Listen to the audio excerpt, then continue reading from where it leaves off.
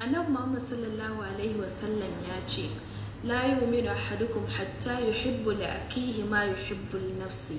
Imanin ɗayanku ba zai cika ba har sai ya soma ɗan uwansa abin da yake soma kansa na alkhairi. Da a ce dukan mu mun yi amfani da wannan hadisi, da ba za a samu ƙeta ba za a samu mugunta ba za a samu rashin jituwa a tsakaninmu ba, da dukanmu mun samu zaman lafiya da kwanciyar hankali a cikin al'umma.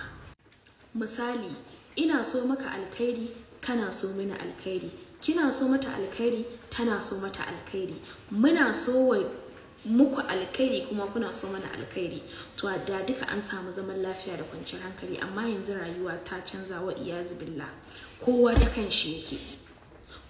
kanshi yake, wani bai shiga harkar ka ba ma kai zaka kulla mishi sharri.